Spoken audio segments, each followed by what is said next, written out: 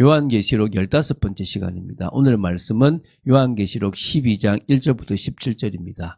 9절부터 11절 말씀을 합독하고 요한계시록 12장 전체를 보도록 하겠습니다. 그러면 9절부터 11절 말씀을 한 목소리를 합독하겠습니다.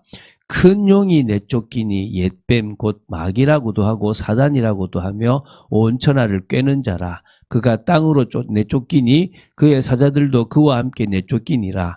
내가 또 들으니 하늘에 큰 음성이 있어 이르되 이제 우리 하나님의 구원과 능력과 나라와 또 그의 그리스도의 권세가 나타났으니 우리 형제들을 참소하던 자 곧 우리 하나님 앞에서 밤낮 참소하던 자가 쫓겨났고 또 우리 형제들이 어린 양의 피와 자기들이 증언하는 말씀으로서 그를 이겼으니 그들은 죽기까지 자기들의 생명을 아끼지 아니하였도다. 아멘. 자, 요한계시록은 총 22장으로 되어 있습니다. 중요한 장이라고 할 수 있는 것은 세 곳입니다. 6장, 계시록 6장입니다. 고난의 결과와 유익에 대한 부분인데요. 고난이 주는 유익은 뭐냐? 또 그 고난은 어떤 결과를 주는가에 대한 부분입니다. 결국 그 고난으로 말미암아 또 하나님이 또 새로운 영혼들을 살리시고 또 그런 부분들을 또 하시는 거죠. 그래서 또 12장은 이제 이 고난의 원인입니다. 이 고난 때문에 또 이제 그 고난은 개인적으로 은혜가 있지만 또 로마가 살고 불신자가 산다. 그러면 근데 이건 고난이지 않냐? 왜 고난이 왜 있느냐? 라고 얘기합니다. 그래서 모든 성경에 의인이 고난을 당하고 아인이 형통함을 이렇게 하는 부분에 대해서 많은 질문합니다. 그 답이 이 요한계시록 12장에 그 배후에 어떤 존재가 있다는 거죠. 그 이야기를 하고 있습니다. 그리고 이제 20장입니다. 어쨌든 고난은 고난 아니냐. 그래도 그 성도는 그러면 고난 속에서 어떻게 살아가야 되느냐에 대한 부분이 6장, 12장, 20장이라고 이렇게 우리 부분에서 좀 중요하다고 봐야 될 것 같고요.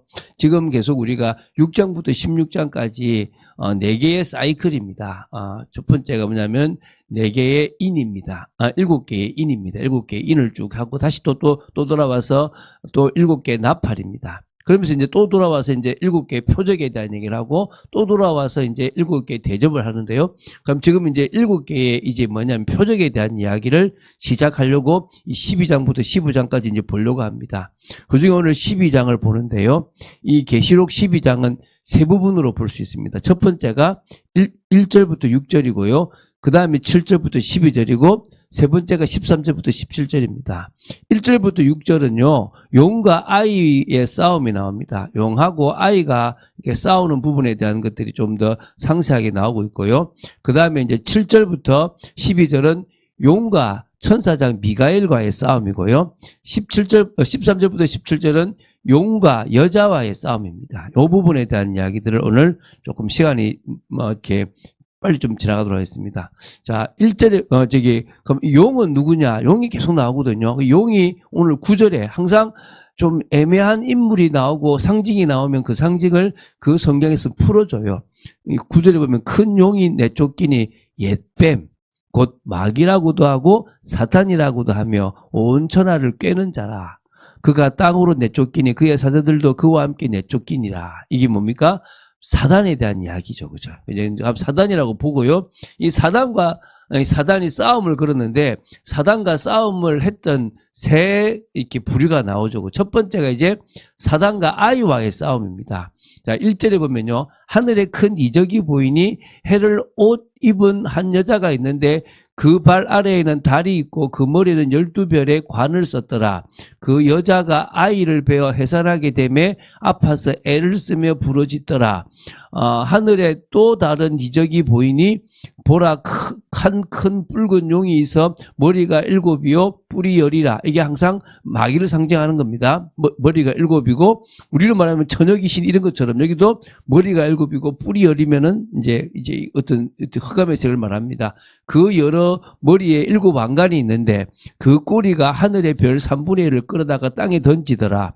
용이 해산하려는 여자 앞에서 그가 해산하면 그 애를 삼키고자 하더니 여자가 아들을 낳으니 이는 장차 철장으로 만국을 다스릴 남자라. 그 그 아이를 하나님 앞과 그 보좌 앞으로 올려가더라. 그 여자가 광야로 도망하며 거기서 1260일 동안 그를 양육하기 위하여 하나님께서 예비하신 곳에 있더라. 뭐 6절 때문에 좀 말이 막 이게 말세로 생각할 수 있는데요. 이게 지금 묵시적으로는 예수님의 탄생과 관련된 거. 다시 이제 이 표적이 다시 그 시대로 돌아가서 예수님의 탄생을 그러니까 방해하려고 했던 이 용에 대한 이야기인 겁니다. 자, 우리가 알고 있기로는 누가 방해를 했죠? 말 그대로 이 헤로드 왕이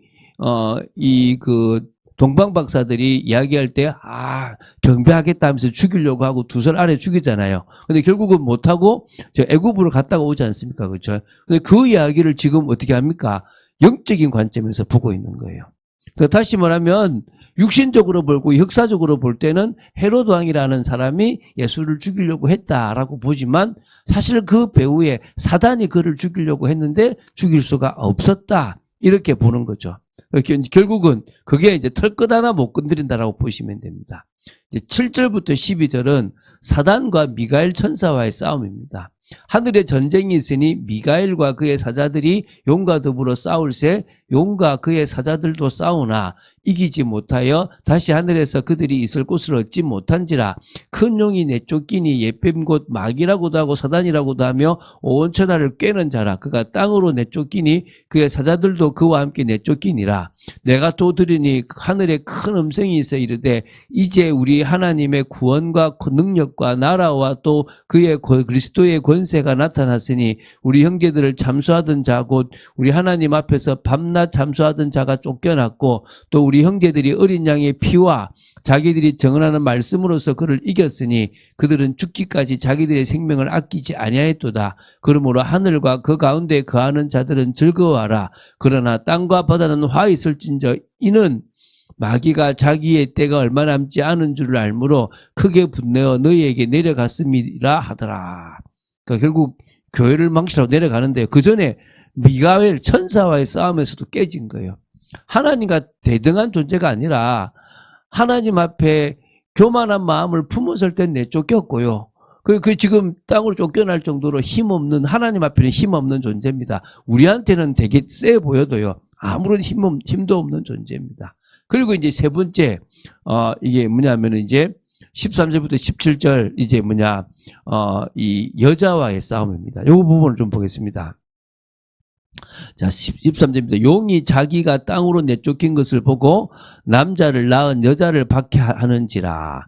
그 여자가 큰 독수리의 두 날개를 받아 광야 자기 곳으로 날아가 거기서 그 뱀의 낯을 피하여 한 때와 두 때와 반 때를 양육받음에 여자의 뒤에서 뱀이 그 입으로 물을 강같이 토하여 여자를 물에 떠내려가게 하려 하되 땅이 여자를 도와 그 입을 벌려 용의 입에서 토한 강물을 삼키니 용이 여자에게 분노하여 돌아가서 그 여자의 남은 자손 곧 하나님의 계명을 지키며 예수의 증거를 가진 자들과 더불어 싸우려고 바다 모래 위에 서 있더라. 이렇게 됩니다. 사단이 천사장도 이길 수가 없어 땅으로 내쫓긴 이후에요.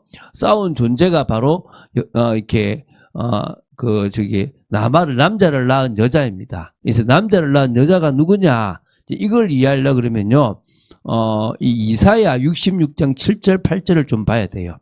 자, 제가 요 여자를 이해하려고 이사야 66장 7절 8절을 보는데요. 자, 시온은 진통을 하기 전에 해산하며 고통을 당하기 전에 나마를 낳았으니, 남자를 낳았죠. 이러한 일을 들은 자가 누구이며 이러한 일을 본 자가 누구이냐? 나라가 어찌 하루에 생기겠느냐? 민족이 어찌 한순간에 태어나겠느냐? 그러나 시온은 진통하는 즉시 그 아들을 순산하였도다. 이 7절에는요 시온이 아들을 낳았고 8절에는 시온이 또 아들을 낳았습니다. 근데 이게 7절에도 아들을 낳았고 나마를 낳았고 8절에도 아들을 낳았는데요. 이게 우리가 지금 보면 아들 단수로 보이잖아요. 근데 이거를 영어 성경으로 보면 7절에 있는 아들은 단수라고 나오고요. 8절에 있는 아들은 복수로 나옵니다. 그래서 7절은 이 아들은 요 앞에 1절부터 6절에 나오는 메시아에 대한, 다시 말하면 그리스도를 낳았다라는 그런 개념으로 보고요. 8절에는 복수잖아요. 이거는 이 아들은 교회로 봅니다. 해석상에 많은 게 있는데요. 그래서 이 교회를 낳은 여자도 교회입니다. 그러니까 사단은 예수님을 무너뜨리려고 했는데 예수님을 죽이지 못했어요. 그러면서 이제 쫓겨나서 미가엘 천사장에도 졌어요. 그러니까 이제 분하잖아요. 근데 보니까 이 아들 예수 그리스도가 가장 사랑하는 존재가 교회란 말입니다. 그래서 이제 뭐냐? 이 교회를 핍박하는 거예요. 이 교회를 공격하기 시작하는 거죠. 결국은 여기서도 지게 되지만 이게 이제 말 그대로 도미티안 박해고 또 계속 지금까지 역사 속에 있는 교회를 박해하는 거고 마지막에 또 박해하게 될 거라는 겁니다. 결국은 교회를 박해하는 이유가 예수님이 너무 죽이고 싶은데 안 되니까 예수님이 사랑하는 이 교회를 하는 겁니다. 그래서 예수님이 요한복음 15장 18절 19절에 이렇게 말씀을 하셨어요. 자, 제가 읽어볼게요. 요한복음 15장 18절 19절입니다. 세상이 너희를 미워하면 너희보다 먼저 나를 미워한 줄 알라. 이 세상은 사단을 의미하겠죠? 배후에, 그죠? 근데 교회를 미워하는 이유는, 성도를 미워하는 이유는 나를 미워한 것이다. 너희가 세상에 속하였으면 세상이 자기의 것을 사랑할 것이나 너희가 세상에 속한 것이 아니요 도리어 내가 너희를 세상에서 택하였기 때문에 세상이 너희를 미워하느니라. 너희 이마에는 내 이름과 하나님의 이름이 있고 세상에 있는 사람들은 짐승의 수가 있는 거다. 근데 내가 너희를 사랑하고 택했기 때문에 너희들은 세상에 속하지 않았기 때문에 핍박받는 거다.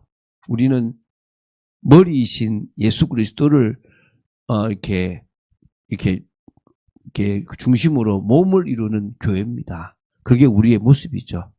자, 우리가 지금 7가지 표적을 보고 있습니다. 그 첫 번째 표적이 이 여자 아이 용에 대한 이야기입니다. 이게 쭉 나오죠. 그래서 그리고 그럼 이 부분에 대한 이야기들이 쭉 나오고요.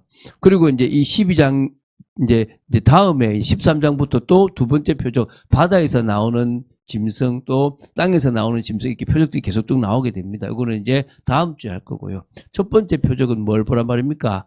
사단이란 존재가 결국은 하나님의 일을 방해하려고 하는데 방해할 수 없다라고 하는 결론을 내리라는 겁니다. 그게 우리가 내릴 결론이고, 그래서 우리는 교회로서의 축복들을 받아 누려야 될 줄로 믿습니다. 하나님 나라의 일보다 더 중요한 것이 없음을 깨닫고 오늘도 믿음으로 나아가는 여러분 되시기를 주 예수 그리스도 이름으로 축원드립니다. 주는 그리스도시요 살아계신 하나님의 아들이심을 고백합니다.